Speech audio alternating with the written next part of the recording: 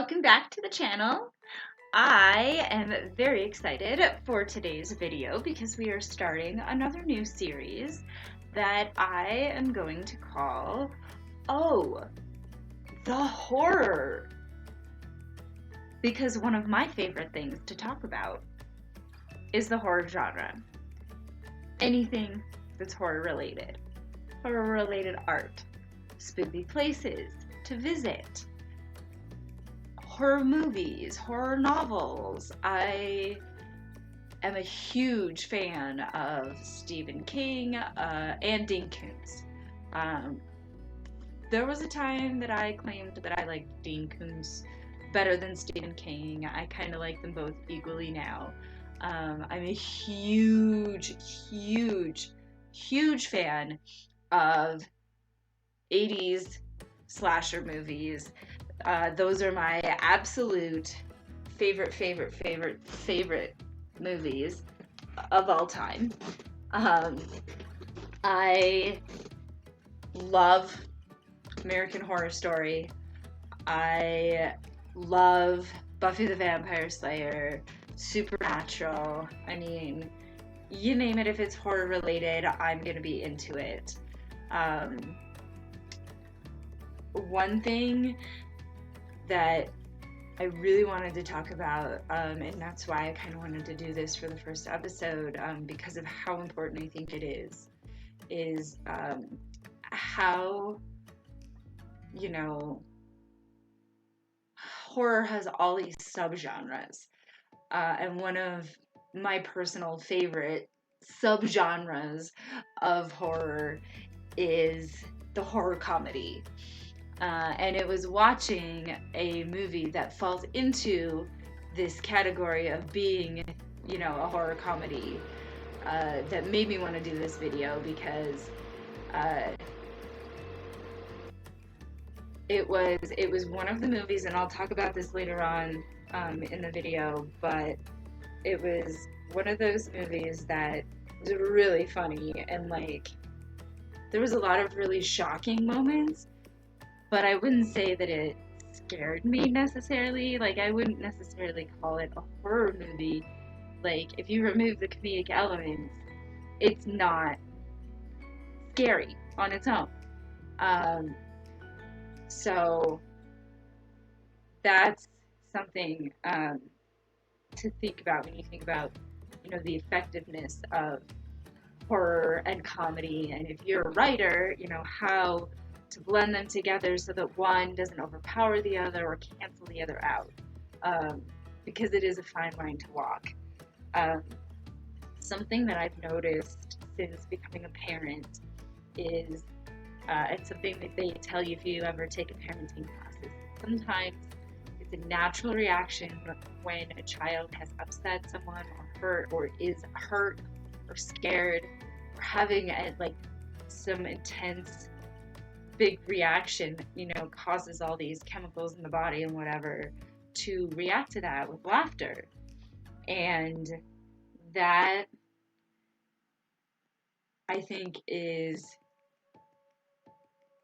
the psychological tool that filmmakers are using, what they're trying to tap into, I guess you could say, using elements of comedy and horror to tell their stories.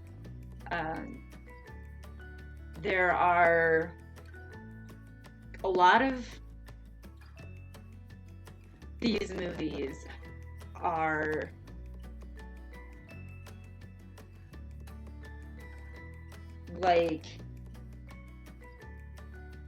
the comedic timing is such that you find yourself laughing about a kill, or the way that the kill was pulled off, or I can't tell you how many times I watching Freddy vs. Jason that I was like, oh wow, that was the most hilarious way to die. And that's, a popular sentiment among, real fans of the genre, is that the kills in and of themselves, even in a scary movie, without the comic, effects of the commentary of bystanders and witnesses, or sometimes the killer making, his own comments, like in in Scream, at the end of Scream, the quips between Billy and Stu and Sydney. Some of the most iconic lines in horror movie history come from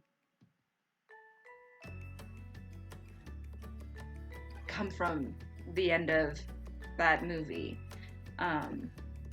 Which brings me to what gave me, the drive to make this video, which was watching the movie The Final Girls with my best friend.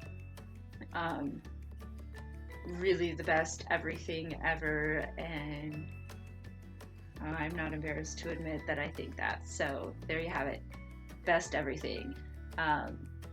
So my best everything, and I watched this movie. It was from 2015, and I'm pretty sure that I found it from looking at Taissa Farmiga's IMDb page or her Wikipedia or something, because as I will talk about later, I am a massively huge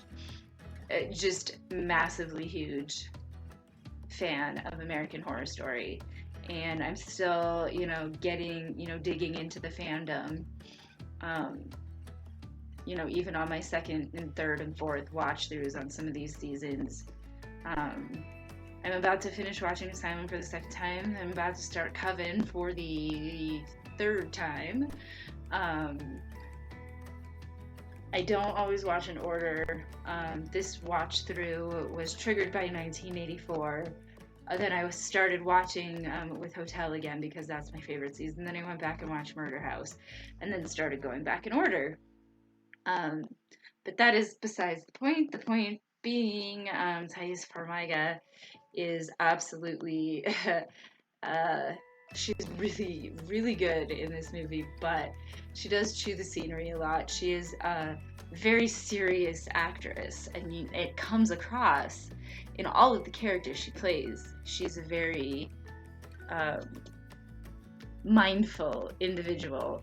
As Violet Harmon in Murder House, the first season, you could really feel the angst that she felt, as a teenager, and then, midway through, a little over midway through the season, when we find out that she's actually dead, and that one of her suicide attempts actually was a success,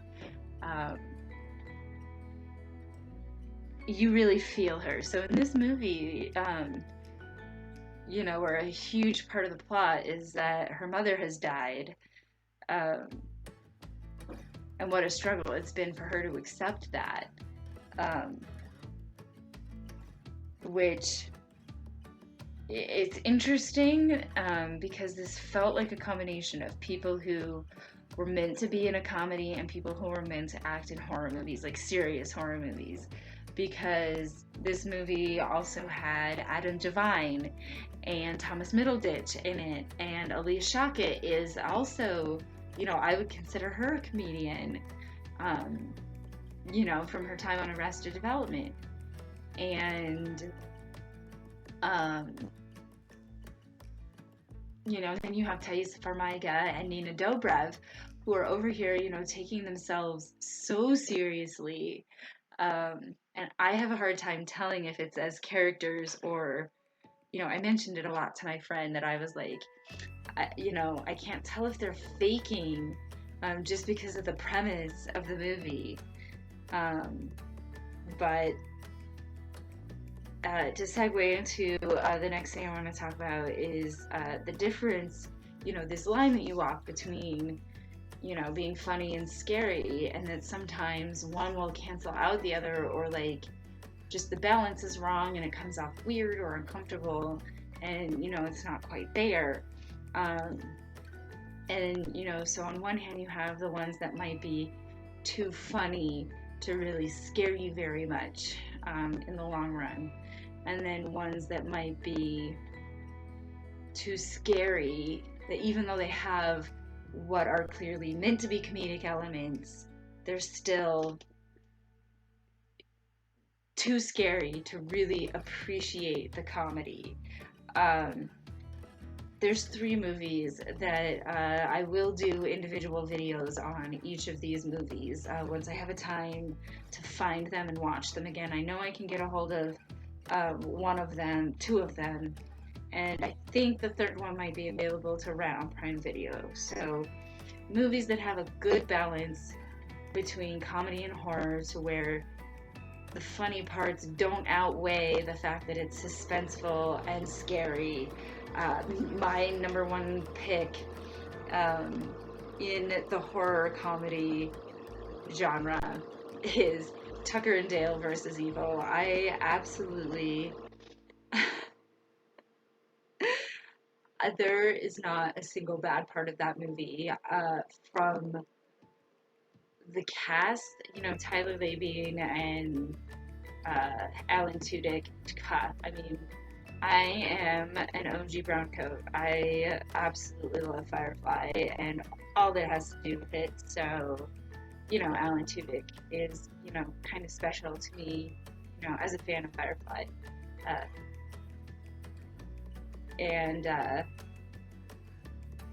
I just, because it is, it's one of those hillbillies, like not Silent Hill, The Hills Have Eyes kind of slasher,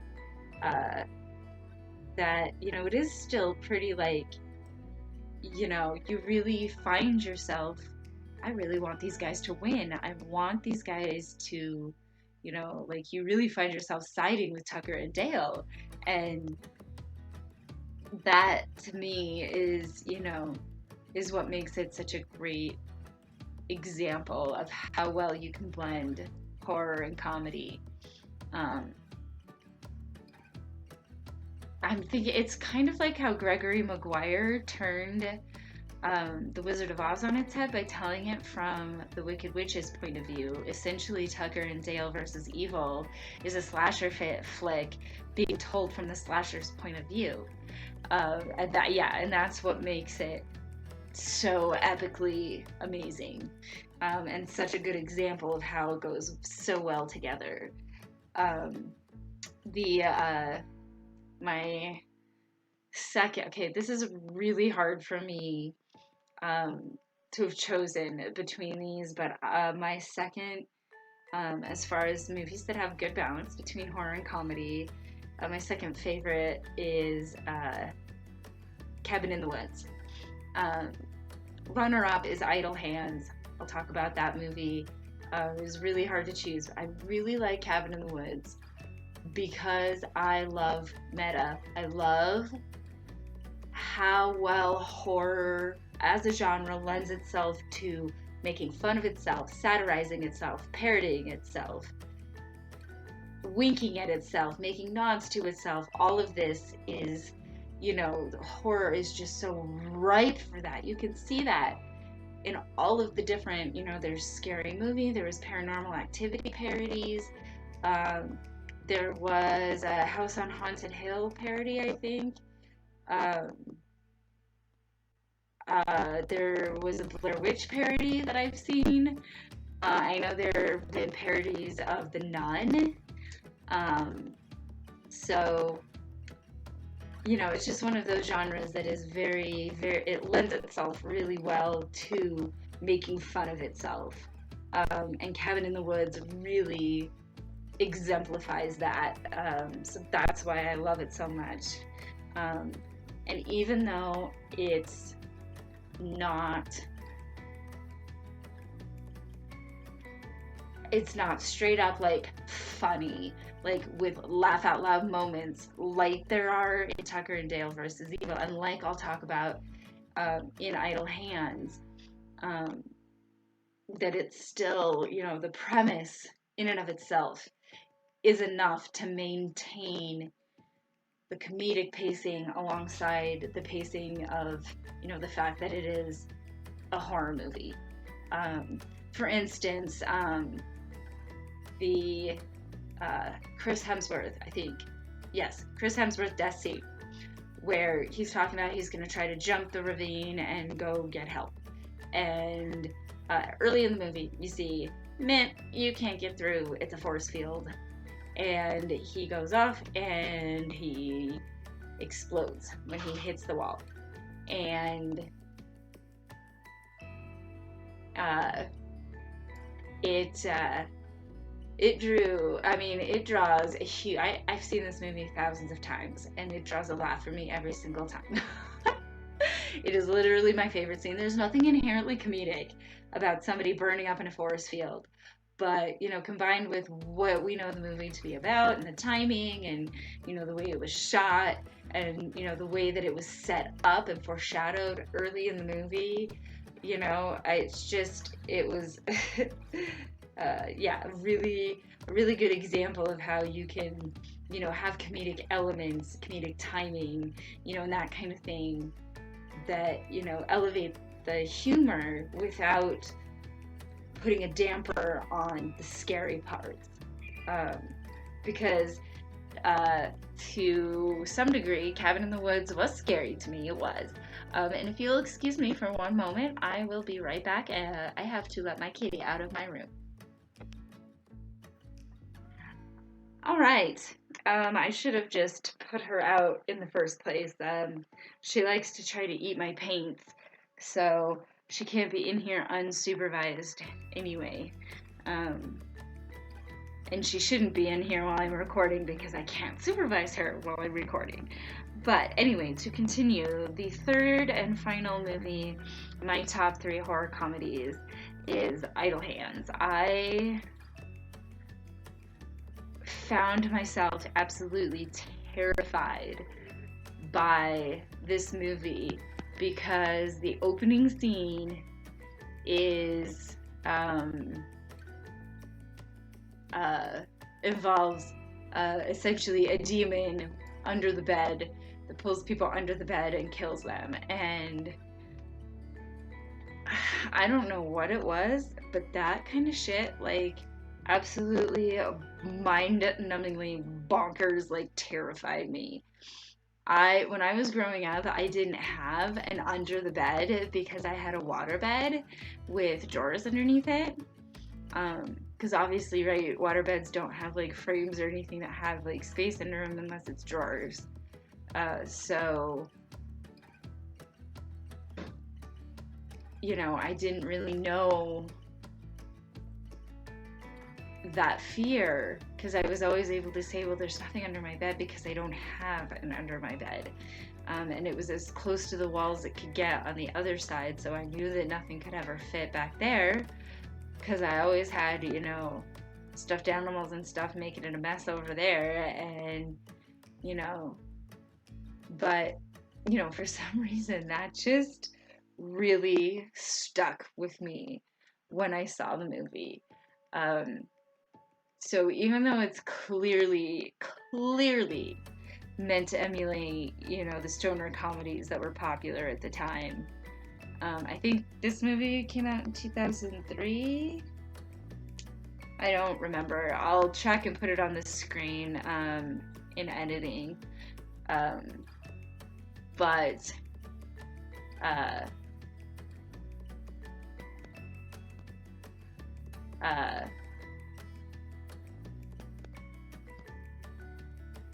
stoner comedies, yes.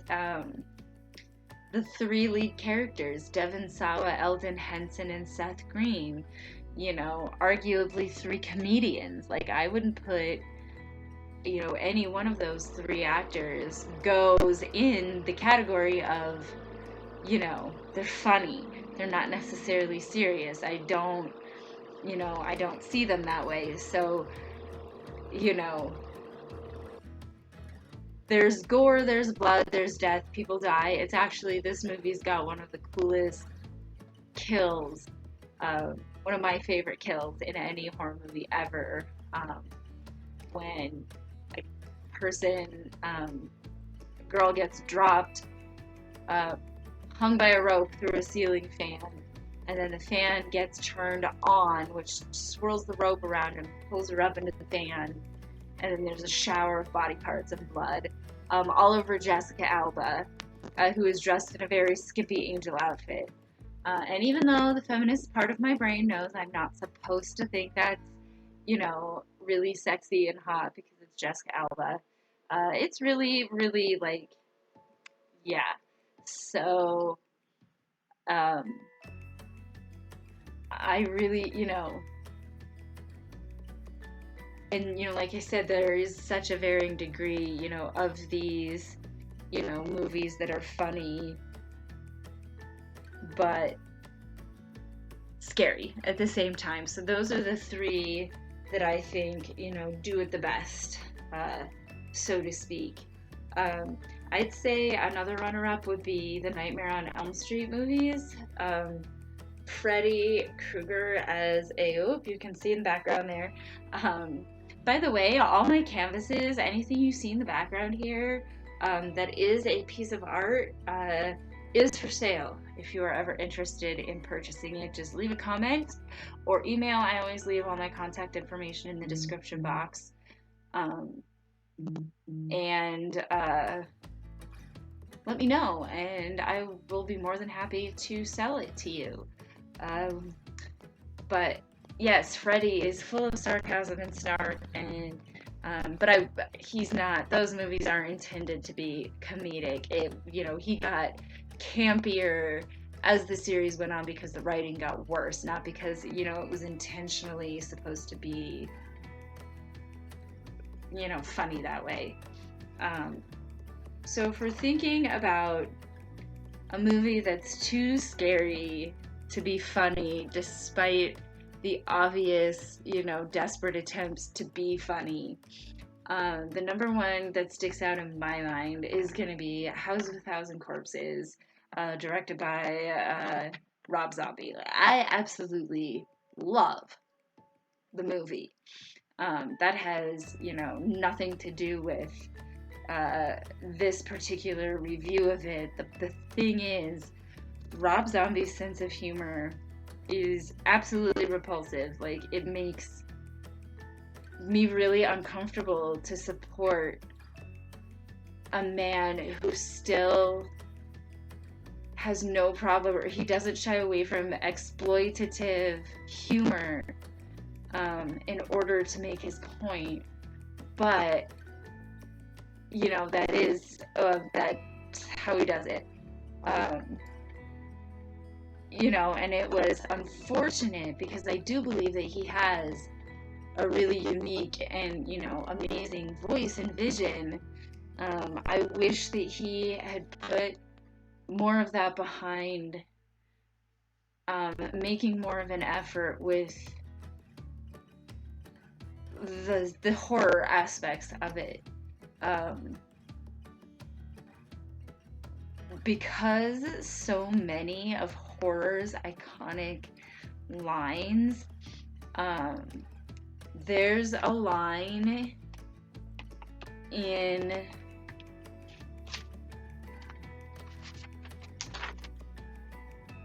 season 1, season 1 of American Horror Story, Murder House, is very clearly, kind of an Amityville kind of thing. Like, it's supposed to be like, the spirit of the house is possessing us. And in a therapy session with Ben, Tate says the world is a filthy place. It's a filthy goddamn horror show. There's just so much pain, And, and that's kind of what I'm talking about is, Rob Zombie's characters have these really, depraved backgrounds. And instead of trying to make that into something funny or sympathetic, he should have really just dove into, I'm gonna make you feel sick for being forced to watch these characters and to see things from their point of view. He should have just gone with that. Because that's how I felt about it anyway. Because the sense of humor was so just like like, what's the point? It's gross. It's exploitative. It just didn't work for me for what I felt like he was trying to say. Because then he did really freaking well with the Halloween movies because he had a story to tell that wasn't his story. So, and the characters weren't his characters. So that, that changed it a lot. A lot. But yeah, so that gets my vote for the number one, Too Scary to Be Funny. And interestingly enough, the one that I put number one on my list for Too Funny to Be Scary is another one that I watched with my friend, my best everything. Scare Me, which was a Shudder original movie written and directed by Josh Rubin of College Humor fame. And this movie, okay, it was phenomenal. It was absolutely fantastic. But it was foisted on its own petard a little bit, so to speak, because you can tell 100% that it's that it was written by somebody who's a comedy writer. Like, you can tell that Josh Rubin is a comedy writer and not a horror writer. And the other, his co-star is Aya Cash, and she's also a comedy writer. She's not a horror writer. And it was that kind of snap timing. Like, I'm sure my friend can attest to, for this one also, the fact that, our reactions were, essentially gasp, and then to bust up laughing hysterically because, and then, but the comedy takes you completely out of any sort of tension you might otherwise have been feeling. To the point where, when the end finally happened, I was like, oh my God, no, I can't. But it wasn't like, it was more just like out of shock that they ended it that way, as opposed to, feeling any certain way about being scared or the fact that it was suspenseful. So Scare Me, Shudder original, definitely 100% recommend that movie. Recommend all these movies that I talk about, The Final Girls, Tucker and Dale versus Evil, Idle Hands, all of that. And please, if you do, go watch these movies, stream them legally, download them legally, rent them legally. Please, the horror genre is such a niche still, and there's so much talent and so much recognition that they are so deserving of, everybody who works in the field. So please make sure that you are recognizing the hard work of all of these artists and filmmakers and writers and, all of it. One of the things that I'm going to do, that I promised earlier in this video, was to talk about the individual movies. I really want to talk about the three movies that were the top three horror comedies, because I really want to talk about some of the reasons why they work as horror comedies, and that's going to take separate videos on each of the movies. I think I want to do sort of like sub episodes, if you will, on some of my favorite sub genres of the horror, of horror, because I really love slashers.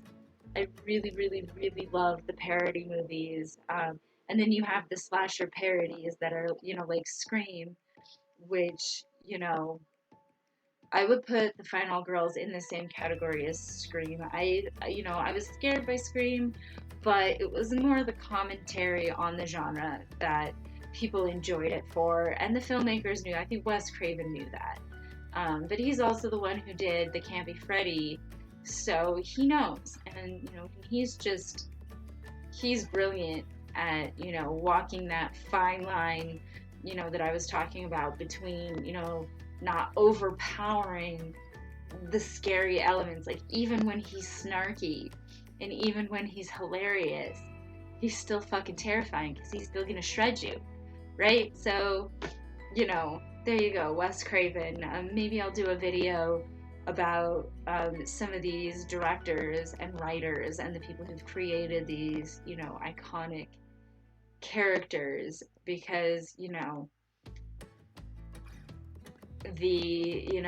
they lost the mask, the original mask for Michael Myers, so they had to spray paint a William Shatner mask, and boom, right? There's your iconic Michael Myers face. How does one even go about even trying to replicate that? You either, you know, get lucky and you hit it with everybody, you know, being absolutely terrified by your creation, or everybody laughs at you and they don't get the joke. Or you don't get the joke, rather. So, you know, I think maybe we'll look into some of that too. Like, how do these characters, what is it about these characters that, you know, makes them iconic? What makes a horror movie icon? And I definitely want to talk about American Horror Story, because I have some wicked, absolutely wicked fucking theories about season 10.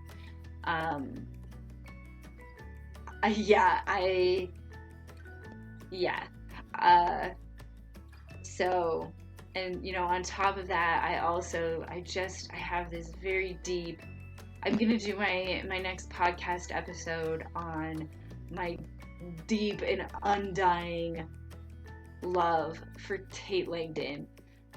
It's been a struggle scripting this episode, because so much of the fandom is like, oh, he's a terrible person, oh, you know, and I'm like, no. And I don't care if you think I'm psychotic. I believe Tate Langdon deserved his redemption arc, and I'm really not happy that they used a character that had never been on the show before, like, randomly out of nowhere. You know, I'm gonna set back time. Like, okay. I'm really glad that they brought Billy Lord back for Apocalypse, but that was not for me. I did not like that. I was very happy when Tate and Violet kissed, and it was all good, and then Mallory went and ruined it. And yeah, so definitely check out the podcast. I'll leave the link. I will, you know, maybe an iCard. We shall see if I can figure out how to get one put up there. I'm still learning as I go as a content creator. So that being said, thank you for tuning in to the flagship episode of Oh, the Horror. And I look forward to seeing you in the next one.